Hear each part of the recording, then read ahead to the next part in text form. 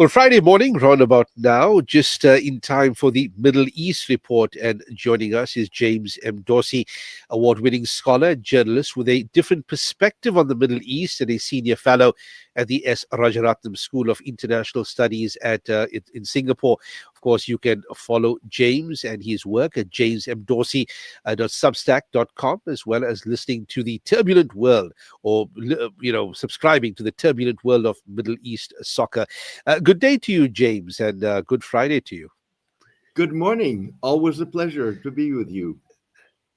And indeed, James, getting into the discussion, of course, matters related to the Middle East and Middle East related. The information wars, James, divide and conquer has somehow become Israel's main operating principle in a world in which it stands, well, condemned of war, conduct, genocide, as in the case, of course, of South Africa's case, impunity, and increasing isolation. Now, it seems that Israel applies the same principle in Gaza, Syria, uphill battle to gain in the information wars, whether it's an attempt to encourage Jewish immigration, to its land or whatever the case may be, but also in the latest application of the principle of the information wars, divide and conquer chapter. It sees an opportunity to capitalize on Christian assertions that their African brethren are the primary victims of Muslim aggression, and this is especially related in Nigeria, where a number of commentators, controversial commentators nonetheless, have in fact suggested that there is a genocide, even the president for that matter, genocide against Christians in Nigeria. Well, one wonders why they haven't extended to them visas, or extended to them any status like how they did to the Afrikaner whites here in South Africa. Your thoughts on that, James? Indeed, a recent spate of kidnappings for ransom by criminal gangs and jihadists in Nigeria, and long-standing violence driven as much by religion and ethnicity as by access to land and water and crime, has fueled the assertions of genocide against the African Christians. This week, the Catholic Bishops' Conference of Nigeria essentially tried to weaken those allegations, saying that it was not only Christians, but also Muslims and others that were affected by the violence. But at the same time, US President Donald Trump's questionable claim that South Africa is committing genocide against whites has created openings for Israel in its information wars. Encouraging anti-Muslim narratives to bolster the US and Christian assertions serves multiple Israeli purposes.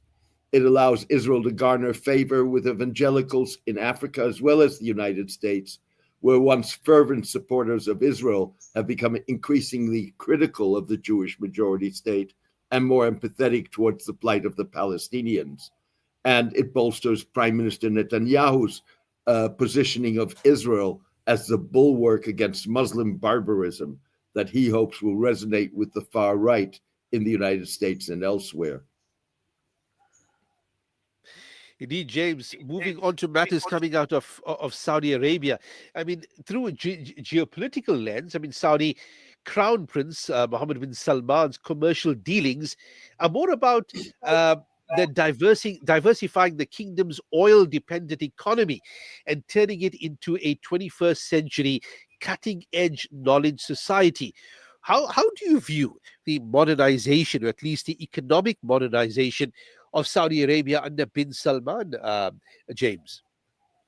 Recently, Saudi Arabia is positioning itself as a competitor, particularly regarding China, rather than as a partner, as it moves from selling oil in exchange for imported industrial products to locally manufacturing items such as chips, consumer goods, including cars, batteries, hydrogen energy, and weapons. As became clear with the agreements that the Saudi Crown Prince signed during his visit to Washington earlier this month, the kingdom's quest to become a 21st century knowledge society and global power depend on cooperating with the United States on issues such as artificial intelligence and critical minerals. Saudi Arabia's competitive edge is the fact that the United States cannot meet the growing global demand for computing power, particularly in the global south. Saudi Arabia is a country with some of the world's lowest energy costs, given its significant investments in renewable energies and its fossil fuel reserves. In addition, Saudi Arabia has the needed cash and large swaths of relatively unregulated land on which to build refineries and processing plants. James, moving on to what is arguably the world's most popular, at least these days, comeback kid, Abdullah Öcalan, the imprisoned leader of the outlawed, PKK, the Kurdistan Workers' Party. I mean, long been previously that a fugitive and then imprisoned for, well, a long time and being regarded by many in Turkey as public enemy number one. But it seems that these days Abdullah Öcalan has got better political futures, at least for himself, with the potential to influence both Turkey and Syria's futures in one of the most extraordinary reversals in the country's modern history. What do you make of the turnaround of Abdullah Öcalan as well as the Kurdistan Workers' Party, James? Öcalan's importance was highlighted when a delegation of Turkey's three major parties, including the ruling Justice and Development Party, or AKP, visited the PKK leader in his prison cell. The talks focused on the PKK's agreed disarmament and the integration into the Syrian military of the US-backed Kurdish forces in Syria that are aligned with the PKK. Talks between the Syrian Kurdish forces and the government of President Ahmed al-Shara are deadlocked. An agreement between the Syrian Kurds and the Syrian government is key to stabilizing Syria, cementing Turkish influence in the country, and solving Turkey's problems with its own Kurds, who account for 20% of the Turkish population. Turkish President Erdogan needs a resolution of the long-standing conflict with the Kurds in southeastern Turkey to win Kurdish votes in the next Turkish election. And also, finally, before we go, staying with Turkey, James, Turkey arrests three executives of defense companies on suspicion of spying for foreign powers. This time, allegedly, the United Arab Emirates, that is being increasingly seen on different sides of a conflict. We've seen them in Libya, we've seen them, their name pop up again in Sudan, and now this time Turkey, suggesting that three of the executives of these companies were spying for the UAE. Now, the arrest suggests the fragility in attempts by Middle Eastern states to contain their differences, especially this time the UAE and Turkey. What are we to make of this, James? Absolutely. Turkish authorities suggest that the three executives and a fourth individual for whom an arrest warrant was issued were spying for the UAE. Turkish prosecutors said as much in initial statements that were then withdrawn to avoid a public spat with the UAE, particularly given that relations between the two countries have improved in recent years.